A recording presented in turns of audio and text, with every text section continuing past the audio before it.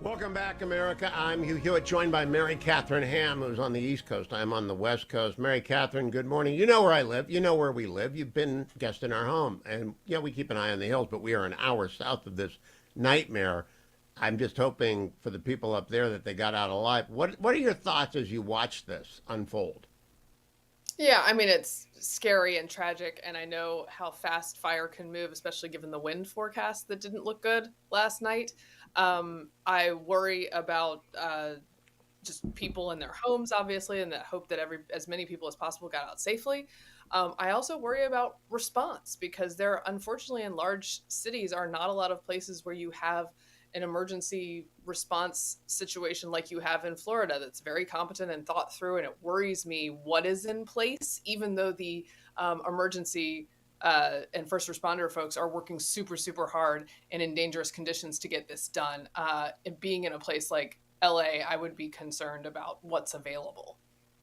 Water pressure has failed in Pacific Palisades. I don't know if you're familiar with that neighborhood, Mary Catherine. It's where Arnold lives, where many of the celebrities of Hollywood fame live, and those houses are all going to burn down because the water has failed. What do you think if you're a homeowner and the water hydrants didn't work? I mean, I saw something just this morning looking through saying, we're trying to call emergency services about something that's posing a threat that's less than the fire, right? But it was like sparking wires that are going to start another fire, and they can't get a response. And they said the city's failing us. And look, there's been a lot of data points on this. I think my friend Kristen Soltis Anderson wrote in the New York Times that when people have distrust in institutions, a lot of the press treats it as if it's the problem with the people, when in fact it's the record of the institutions. That's what concerns me, not the people on the ground doing really hard work on behalf of citizens, because there are many of those. But if you have an infrastructure and a process and a government that has been focused on other things and not building up these muscles, you have trouble in these situations. I want everyone to turn off anyone who brings up the phrase wildlife urban interface. It's just nonsense. California has been this way for as long as I've lived here, which is back to 1978, which is we get big fires. Everything is imminently foreseeable. The Santa Anas don't surprise anyone. So if the infrastructure is not there, there's a political failure. So, Mary Catherine, we have in New York a public safety failure. People are afraid to get on the subways. In Chicago, we have a schools failure. They just have collapsed. I think that's actually charitable. And in LA, we have a safety services shortage. The firefighters are very brave. The police are out there. They're doing their jobs, and the water has failed. What happens politically? Does anyone recognize these are basic things for governance? I think that there is a backlash sort of happening as we speak. Unfortunately, it's been too late to fix the problems. Chicago, in particular, is mystifying how they went for Brandon Johnson when they had a chance to do something else. And as soon as that happened, suddenly Brandon Johnson is down to what, like 12% approval because of what has happened in Chicago since then. So I think there's a backlash in action that is unfortunately too late to fix the current problems.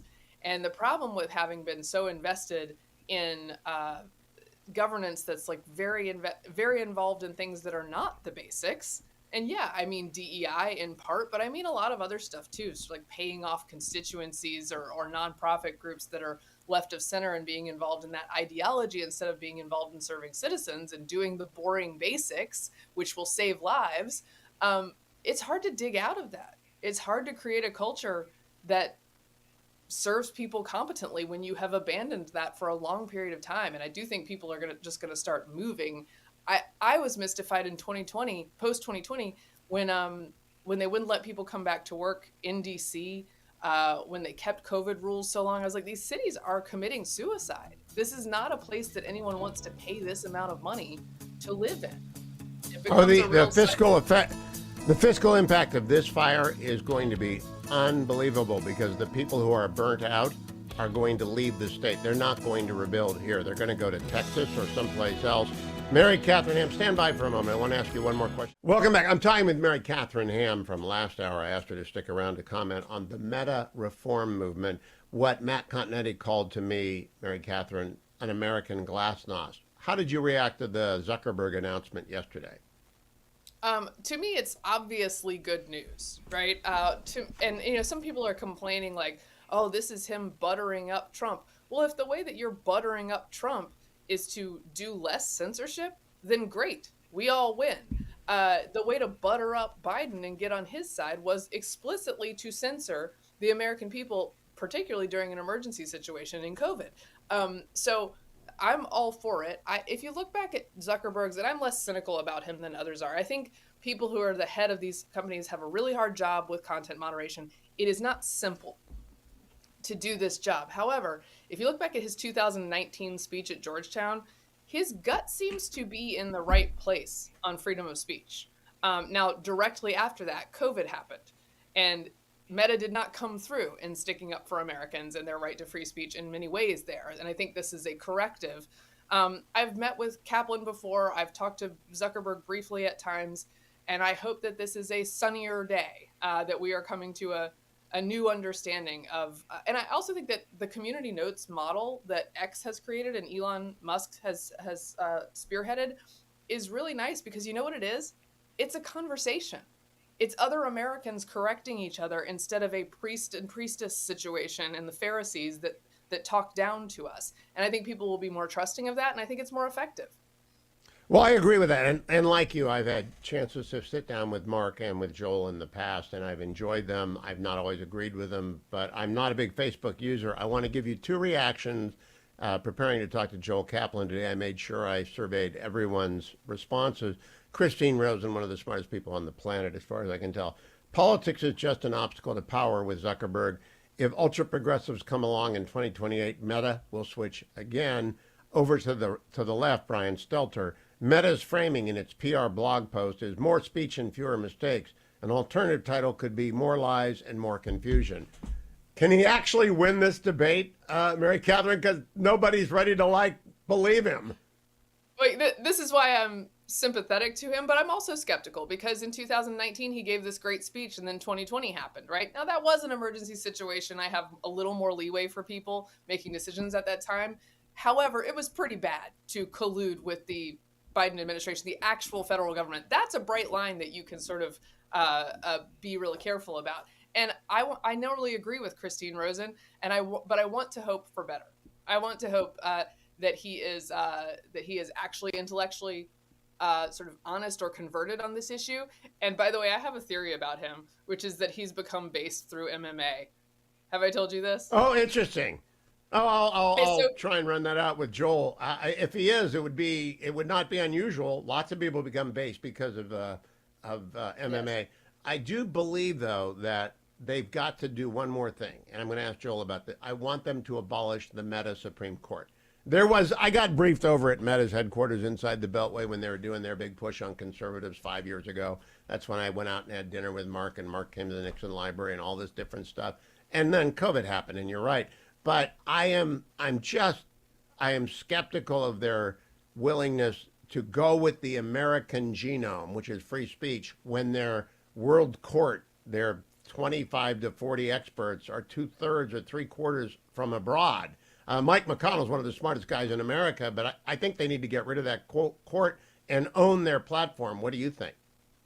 That sounds very smart to me. I remember talking about that Supreme Court at the time before it was created and saying, like, you got to be really careful who's on this thing. So this is the thing. Look, if Brazilian Jiu-Jitsu training has indeed turned him based, then he would be friendly to that argument that the American system is unique in this way and therefore should be reflected in this Supreme Court, or it should be done away with. So I think he might be open to that. So I'd be interested what Joel says. They have sunk costs, which are pretty extraordinary. But they're also, I think, that the seeing off of Nick Clegg and the welcoming of Joel reflects a cutting of sunk costs. Last word to you, Mary Katharine.